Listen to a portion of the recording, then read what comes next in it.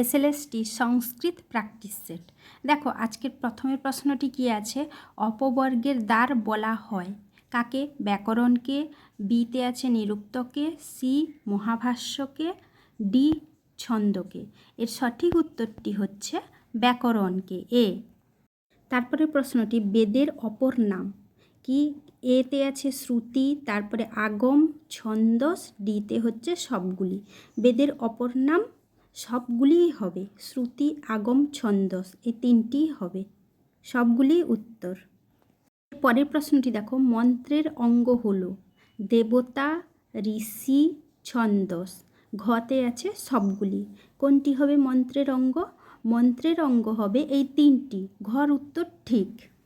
পরের প্রশ্নটি দেখো, ঐতরেয় ব্রাহ্মণের দ্রষ্টা হলেন। এতে আছে মহিদাস, বিতে ইতরাপুত্র, সিতে হচ্ছে ঐতরেয়, ডিতে হচ্ছে সবগুলি। সঠিক উত্তর কোনটি হবে? সঠিক উত্তর হচ্ছে ডি, অর্থাৎ সবগুলি। এর পরের প্রশ্নটি দেখো, ছন্দ নামে পরিচিত। কতে বেদ, খতে আর্চিক, গতে পূর্বার্চিক, ঘতে হচ্ছে সবগুলি। সঠিক উত্তর হবে সবগুলি, ঘ। কোনটি সঠিক নয়? কতে আছে রামানুজীয় টিকা, শ্রেষ্ঠ টিকা। রামায়ণের যে টিকাগুলো আছে, রামানুজীয় টিকাটা কিন্তু সঠিক নয়। রামানুজীয় টিকাটা হচ্ছে প্রাচীনতম টিকা, এটি শ্রেষ্ঠ টিকা নয়, এটি হচ্ছে প্রাচীনতম টিকা। এরপর ঘতে হচ্ছে ত্রিষষ্ঠী শলাকা পুরুষ জৈন রামায়ণ। ত্রিষষ্ঠী শলাকা পুরুষের অপর নাম হচ্ছে জৈন রামায়ণ। থাইল্যান্ডে প্রাপ্ত রামায়ণ হচ্ছে রামকিয়েন। সাথে আছে দেখো, শিশুপাল প্রথম মহাকাব্যের উৎস কোনটি? আদিপর্ব, সভাপর্ব, বনপর্ব, শান্তি পর্ব। এই চারটির মধ্যে সঠিক উত্তর কোনটা হচ্ছে? শিশুপাল বধ মহাকাব্যের উৎস হচ্ছে সভাপর্ব, মহাভারতের সভাপর্ব। এরপর রামায়ণ কথা বর্ণনা কোন পুরাণে বিদ্যমান? কতে বিষ্ণু পুরাণ, খতে পদ্ম পুরাণ, গতে বায়ু পুরাণ, ঘতে লিঙ্গ পুরাণ। এই চারটির মধ্যে কোন উত্তরটি হবে? রামায়ণ কথা বর্ণনা হচ্ছে পদ্ম পুরাণে আছে, সঠিক উত্তরটি হচ্ছে খ, পদ্ম পুরাণ। এই প্রশ্নটি আছে, শ্রীমদ্ ভাগবত পুরাণে পুরাণের কয়টি লক্ষণের কথা বলা হয়েছে? 5, 6, 10, 12। শ্রীমদ্ ভাগবত পুরাণে 10টি লক্ষণের কথা বলা হয়েছে, পুরাণের 10টি লক্ষণের কথা বলা হয়েছে, উত্তরটি হবে গ। এরপর পাষাণত্রয় কথাটি কোন মহাকাব্যের সাথে সম্পর্কিত? কতে হচ্ছে কিরাতার্জুনীয়ম, খতে শিশুপাল বধম, গতে নৈষৎচরিতম, ঘতে হচ্ছে রঘুবংশম। সঠিক উত্তরটি হচ্ছে ক, কিরাতার্জুনীয়ম। কোনটি সঠিক?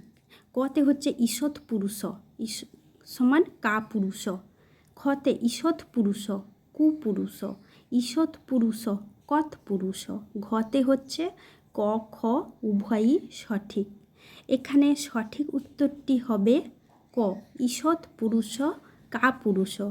ঈষৎ থাকলে কা হয়, আর যখন থাকবে তখন কুৎসিত পুরুষও থাকলে তখন দুটো হবে, কা পুরুষও হবে আর কুপুরুষও হবে। ঈষৎ থাকলে কা।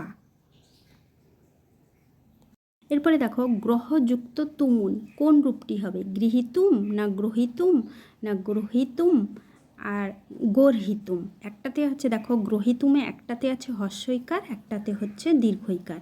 এর সঠিক উত্তরটি হবে সি, গ্রহিতুম, দীর্ঘইকারটি হবে সঠিক উত্তর। ভবানী শব্দে কোন প্রত্যয় যুক্ত হয়েছে? এতে আছে ইপ, বিতে আছে ইন, সিতে আছে ইস আর ডিতে আছে ই।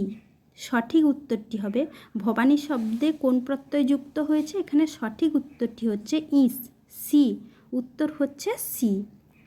এরপরেটি দেখো, প্রপূর্বক নমযুক্ত লব কোন রূপটি হবে? প্রণত্ত, একটা মূর্ধন্য, একটা হচ্ছে দন্তন্য প্রণত্ত, আর একটা হচ্ছে প্রণম্য দন্তন্য, আর একটাতেও আছে মূর্ধন্য প্রণম্য। দুটোই প্রণত্ত প্রণত্ত, প্রণম্য প্রণম্য। আর ইতে আছে এ ডি উভয়ই। সঠিক উত্তরটি হচ্ছে উভয়ই। তারপরেরটি হচ্ছে সি, উত্তর হবে সি। এরপরে দেখো ভ্রমযুক্ত সত্রী কোনটি হবে? একটা আছে ভ্রমত, একটা হচ্ছে ভ্রাম্যত, সিতে হচ্ছে উভয়ই, ডিতে হচ্ছে কোনোটিই নয়। এখানে সঠিক উত্তরটি হবে উভয়ই, অর্থাৎ ভ্রমত এবং ভ্রাম্যত উভয়ই হয়। ভ্রমযুক্ত সত্রী ভ্রমত আর ভ্রাম্যত দুটোই হয়। পদযুক্ত লিট প্রথম পুরুষ একবচন। এতে আছে পপচ, বিতে পপাচ, সিতে পপক, ডিতে পপাক। সঠিক উত্তর হচ্ছে বি, পপাচ। দেখো অর্জানি এই স্থলে কোন প্রত্যয় হয়েছে? একটা হচ্ছে ইপ, বিতে ইন, সিতে ই, ডিতে হচ্ছে ইস। আচ্ছা, এখানে দন্তস্বয় হসন্ত হবে না, মূর্ধন্যস্বয় হসন্ত হবে। দন্তস্বয় হসন্ত ভুল করে হয়ে গেছে, মূর্ধন্যস্বয় হসন্ত। এখানে সঠিক উত্তরটি হচ্ছে ওই ডি, ইস, মূর্ধন্যস্বয় হসন্ত, ময় দীর্ঘইকার মূর্ধন্যস্বয় হসন্ত। উপলক্ষণে তৃতীয়ার উদাহরণ, এতে বালিকা দুঃখেন রোদিতি, বিতে উপবিতেন ব্রাহ্মণম জানামি। সঠিক উত্তরটি হবে বি। দৃশ্যমান শব্দের ব্যুৎপত্তি কোনটি? দৃশযুক্ত সানজ না দৃশজং সানজ? সিতে আছে দৃশ কর্মবাচ্য সানজ, ডিতে হচ্ছে দৃশ যুক্ত সত্রী। কোন উত্তরটি সঠিক? এখানে সির উত্তরটি হচ্ছে সঠিক, কারণ দৃশ কর্মবাচ্যে কী হয়? দৃশ্যতে, তার সঙ্গে সানজ যোগ করে হয় দৃশ্যমান। সঠিক উত্তর সি।